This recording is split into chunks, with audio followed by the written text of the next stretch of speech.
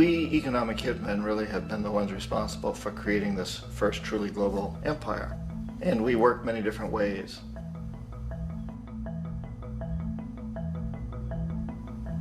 But perhaps the most common is that we will identify a country that has resources our corporations covet, like oil, and then arrange a huge loan to that country from the World Bank or one of its sister organizations.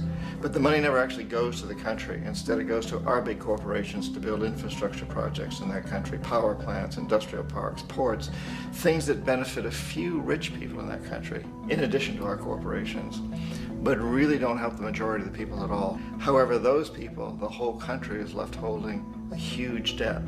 It's such a big debt they can't repay it, and that's part of the plan, that they can't repay it. And so at some point, we economic hitmen go back to them and say, listen, you owe us a lot of money, can't pay your debt, so sell your oil real cheap to our oil companies. Allow us to build a military base in your country, or send troops in support of ours to someplace in the world like Iraq, or vote with us on the next UN vote. To have their electric utility company privatized and their water and sewage system privatized and sold to U.S. corporations or other multinational corporations. So there was that whole mushrooming thing, and it's so typical of the way the IMF and the World Bank work, that you put a country in debt, it's such a big debt it can't pay it, and then you offer to refinance that debt and pay even more interest. And you demand this quid pro quo, which you call a conditionality or good governance, which means basically that they've got to sell off their resources, including many of their social services, their utility companies, their school systems sometimes, their penal systems, their insurance systems, to foreign corporations. So it's a double, triple, quadruple whammy.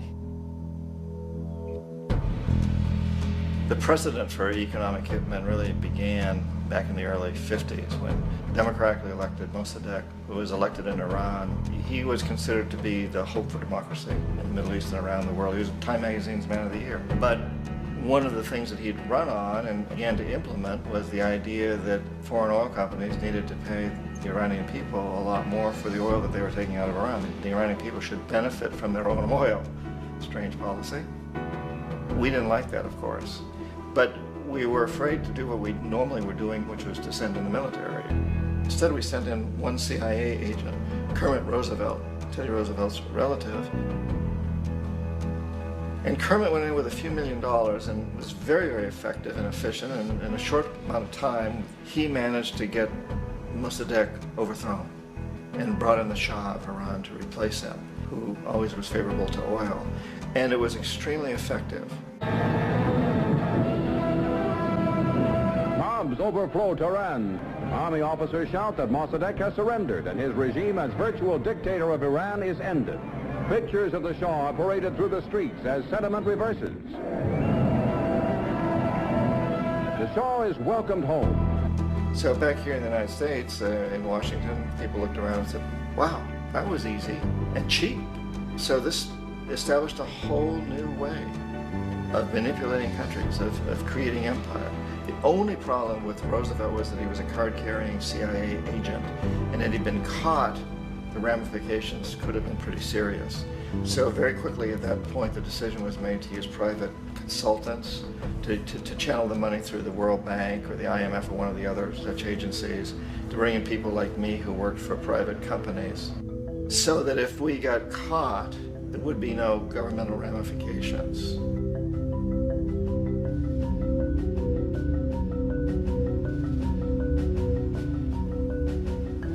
When Arbenz became president of Guatemala, the country was very much under the thumbs of United Fruit Company, the big international corporations. And Arbenz ran on this ticket that says, you know, we want to get the land back to the people.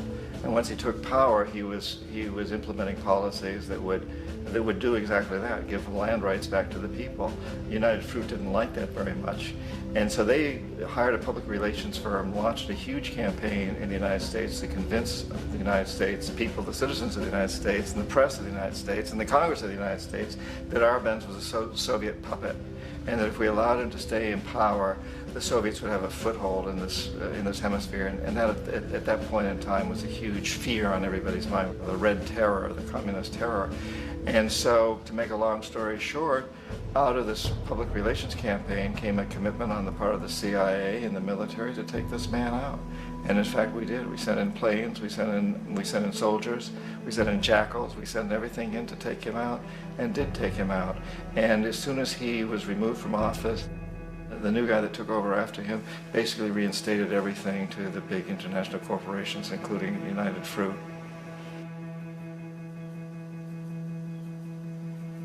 Ecuador for many, many years had been ruled by pro-US dictators, often relatively brutal. Then it was decided that they were going to have a truly democratic election. Jaime Roldos ran for office, and his main goal, he said, as president would be to make sure that Ecuador's resources were used to help the people. And he won, overwhelming, by more votes than anybody had ever won anything in Ecuador.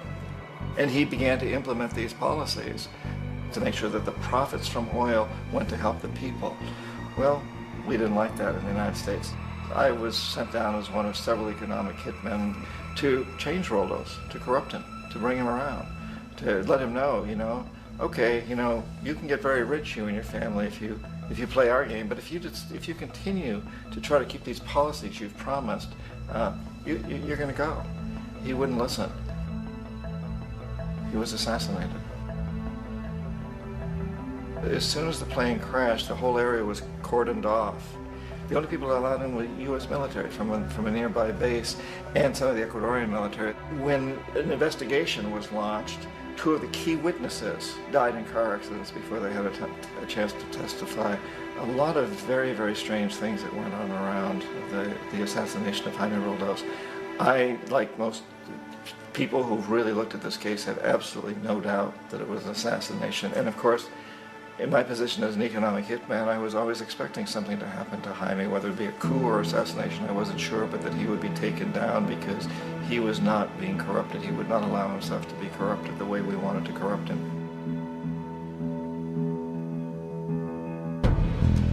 Omar Torrijos, president of Panama, was, one of my favorite people. I really, really liked him. He was very charismatic. He was a guy who really wanted to help his country. And when I tried to bribe him or corrupt him, he said, look, John, he called me Juanito. He said, look, Juanito, I don't need the money.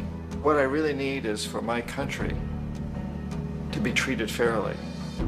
I need for the United States to repay the debts that you owe my people for all the destruction you've done here.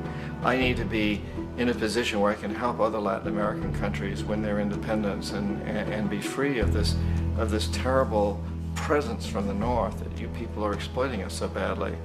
I need to have the Panama Canal back in the hands of the Panamanian people. That's what I want. And so, leave me alone. Don't try to bribe me. It was 1981. And in May, Jaime Roldos was assassinated. And Omar was very aware of this. Torrijos got his family together and he said, I'm probably next, but it's okay because I've done what I came here to do. I've renegotiated the canal. The canal will now be in our hands. He just finished negotiating the treaty with Jimmy Carter. In June of that same year, just a couple of months later, he also went down in an airplane crash, which there's no question was executed by CIA-sponsored jackals. Tremendous amount of evidence that one of Torrijos' security guards handed him at the last moment as he was getting on the plane a tape recorder, a small tape recorder that contained a bomb.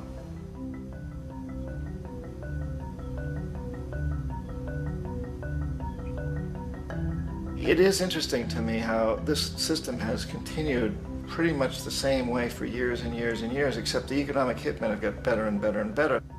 Then we come up with, very recently, what happened in Venezuela. In 1998, Hugo Chavez gets elected president, following a long line of presidents who had been very corrupt and basically destroyed the economy of the country. And Chavez was elected amidst all that.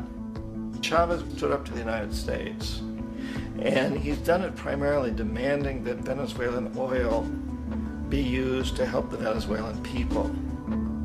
Well, we didn't like that in the United States. So in 2002, a coup was staged, which there's no question in my mind, and most other people's minds, that the CIA was behind that coup.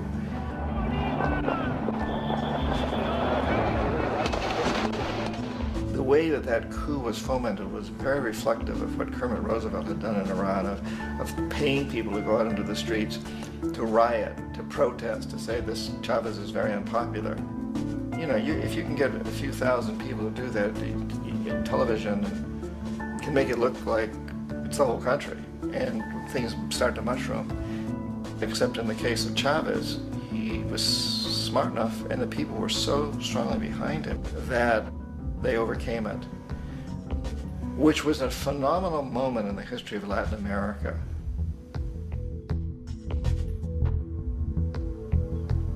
Iraq actually is a perfect example of the way the whole system works. So we economic hitmen are the first line of defense. We go in, we try to corrupt governments and get them to accept these huge loans, which we then use as leverage to basically own them.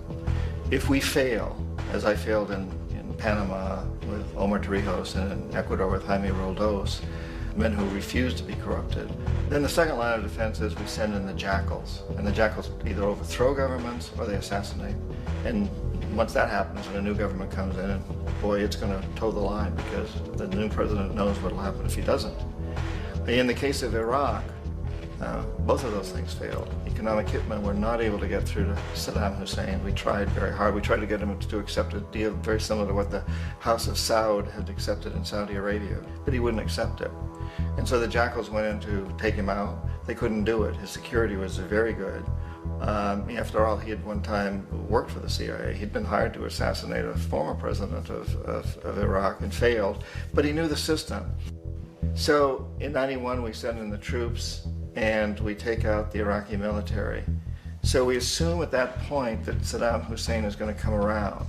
We could have taken him out, of course, at that time, but we didn't want to. He's the kind of strong man we like. He controls his people. We thought he could control the Kurds and keep the Iranians in their border and keep pumping oil for us. And that once we took out his military, now he's going to come around. So the economic hitmen go back in the 90s without success. If they'd had success, he'd still be running the country. We'd be selling him all the fighter jets he wants and everything else he wants. But they couldn't, they didn't have success. The jackals couldn't take him out again, so we sent the military in once again, and this time we did the complete job and took him out, and in the process created for ourselves some very, very lucrative construction deals. Had to reconstruct a country that we'd essentially destroyed, which is a pretty good deal if you own construction companies, big ones. So, you know, Iraq shows the three stages.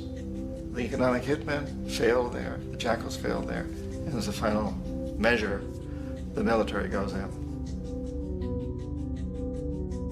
And in that way, we've really created an empire, but we've done it very, very subtly. It's clandestine. All the empires of the past were built on the military, and everybody knew they were building them. So the British knew they were building them, the French, the Germans, the Romans, the Greeks. And they were proud of it, and they always had some excuse like spreading civilization, spreading some religion, something like that. But they knew they were doing it. We don't. The majority of the people in the United States have no idea that we're living off the benefits of a clandestine empire, that today there's more slavery in the world than ever before. And then you have to ask yourself, well, if it's an empire, then who's the emperor? Obviously, our presidents of the United States are not emperors. An emperor is someone who's not elected, doesn't serve a limited term, and doesn't report to anyone, essentially. So you can't classify our presidents that way. But we do have what I consider to be the equivalent of the emperor, and it's what I call the corporatocracy. The corporatocracy is this group of individuals who run our biggest corporations, and they really act as the emperor of this empire. They control our media, either through direct ownership or advertising. They control most of our politicians because they finance their campaigns, either through their corporations or through personal contributions that come out of the corporations. They're not elected, they don't serve a limited term, they don't report to anybody.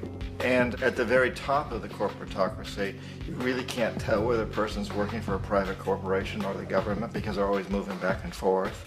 So, you know, you've got a guy who one moment is the president of a big construction company like Halliburton, and the next moment he's vice president of the United States, or the president who is in the oil business. And this is true whether you've got Democrats or Republicans in the office. You have the moving back and forth through the revolving door.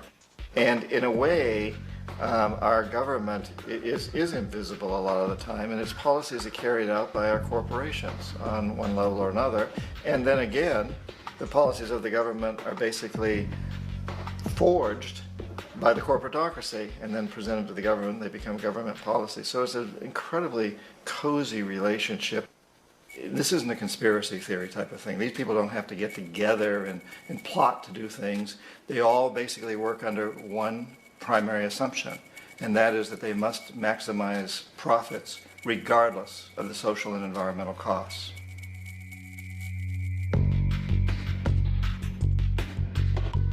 This process of manipulation by the corporatocracy through the use of debt, bribery, and political overthrow is called globalization.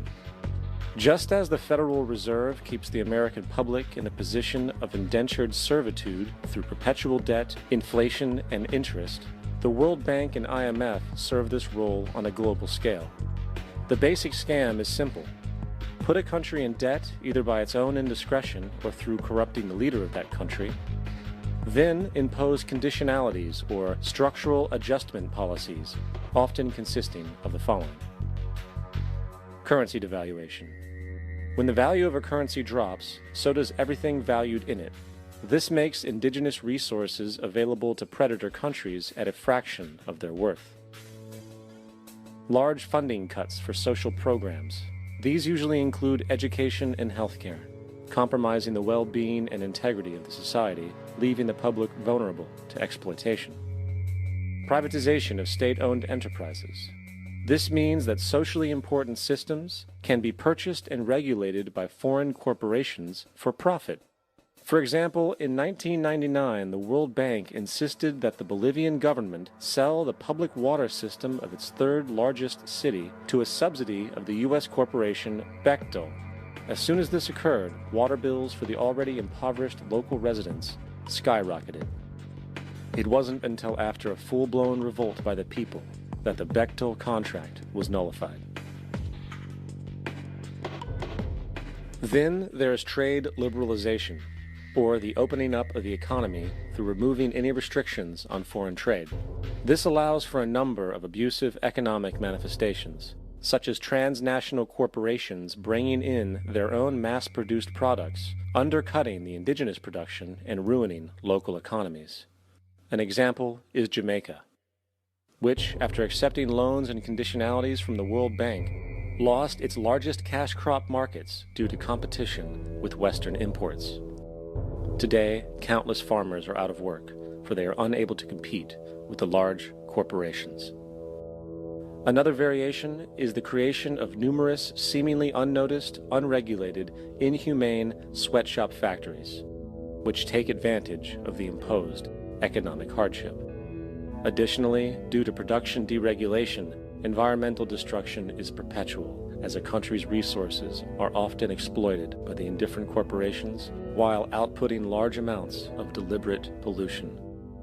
The largest environmental lawsuit in the history of the world today is being brought on behalf of 30,000 Ecuadorian Amazonian people against Texaco, which is now owned by Chevron. So today it's against Chevron, but for activities conducted by Texaco. Estimated to be more than 18 times what the Exxon Valdez dumped into the coast of Alaska. In the case of Ecuador, it wasn't an accident. The oil companies did it intentionally. They knew they were doing it to save money out there rather than arranging for proper disposal. Furthermore, a cursory glance at the performance record of the World Bank reveals that the institution, which publicly claims to help poor countries develop and alleviate poverty, has done nothing but increase poverty and the wealth gap, while corporate profits soar. In 1960, the income gap between the fifth of the world's people in the richest countries versus the fifth in the poorest countries was 30 to 1.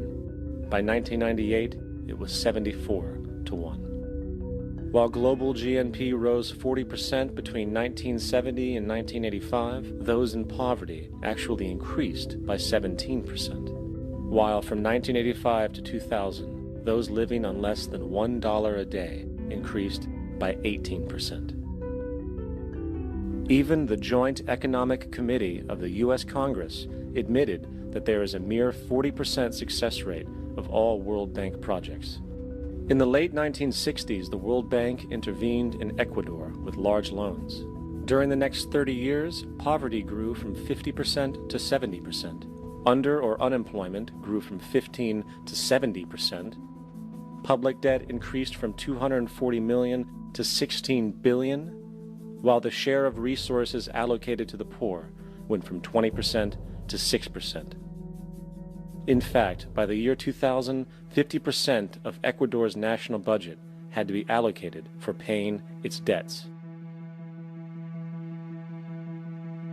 It is important to understand the World Bank is, in fact, a U.S. bank, supporting U.S. interests. For the United States holds veto power over decisions, as it is the largest provider of capital. And where did it get this money? You guessed it, it made it out of thin air through the fractional reserve banking system. Of the world's top 100 economies, as based on annual GDP, 51 are corporations, and 47 of that 51 are U.S.-based.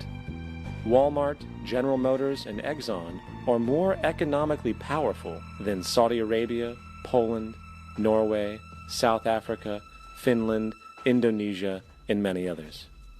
And, as protective trade barriers are broken down, currencies tossed together and manipulated in floating markets, and state economies overturned in favor of open competition and global capitalism, the empire expands. You get up on your little 21-inch screen and howl about America and democracy. There is no America. There is no democracy. There is only IBM and ITT and AT&T and DuPont, Dow, Union Carbide, and Exxon. Those are the nations of the world today. What do you think the Russians talk about in their councils of state? Karl Marx? They get out their linear programming charts, statistical decision theories, Minimax solutions, and compute the price-cost probabilities of their transactions and investments, just like we do. We no longer live in a world of nations and ideologies, Mr. Beale. The world is a college of corporations, inexorably determined by the immutable bylaws of business. The world is a business, Mr. Beale.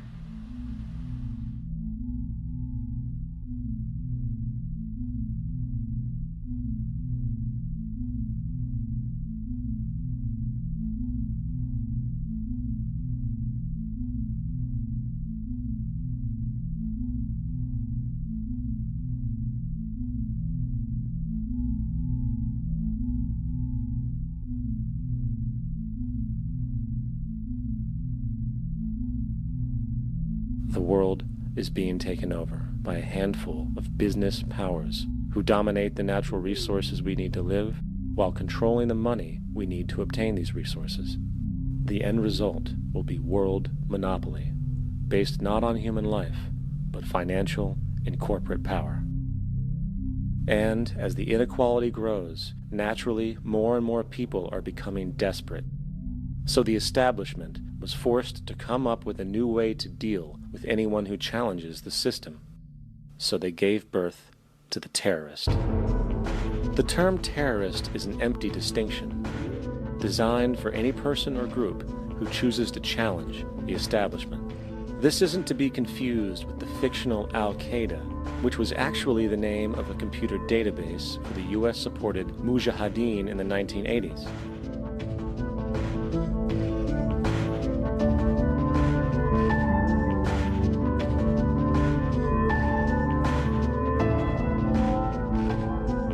In 2007, the Department of Defense received $161.8 billion for the so-called global war on terrorism. According to the National Counterterrorism Center, in 2004, roughly 2,000 people were killed internationally due to supposed terrorist acts. Of that number, 70 were American. Using this number as a general average, which is extremely generous, it is interesting to note that twice as many people die from peanut allergies a year than from terrorist acts. Concurrently, the leading cause of death in America is coronary heart disease, killing roughly 450,000 each year. And in 2007, the government's allocation of funds for research on this issue was about $3 billion. This means that the U.S. government in 2007 spent 54 times the amount for preventing terrorism than it spent for preventing a disease which kills 6,600 times more people annually than terrorism does.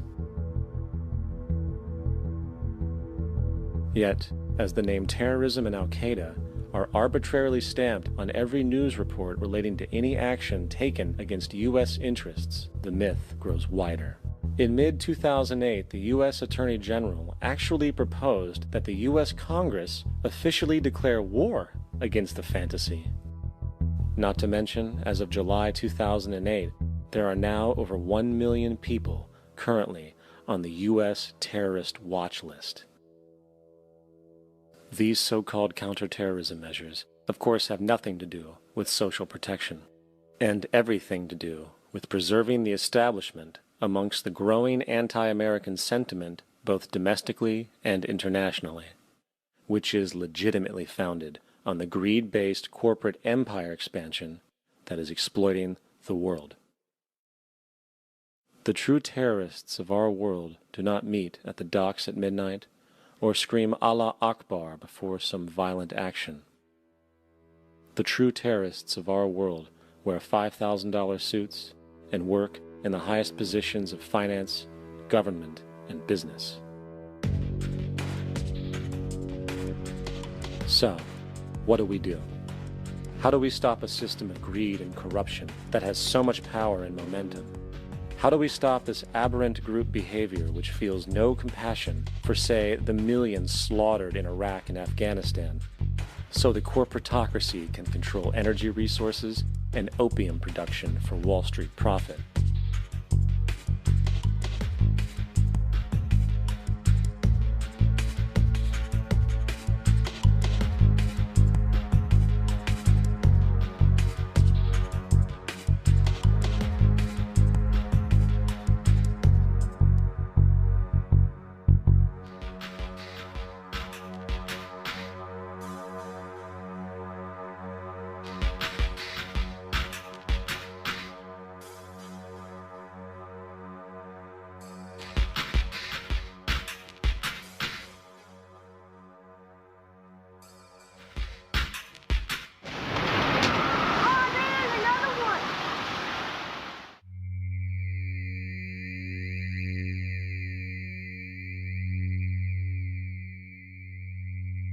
How do we stop a system of greed and corruption that condemns poor populations to sweatshop slavery for the benefit of Madison Avenue?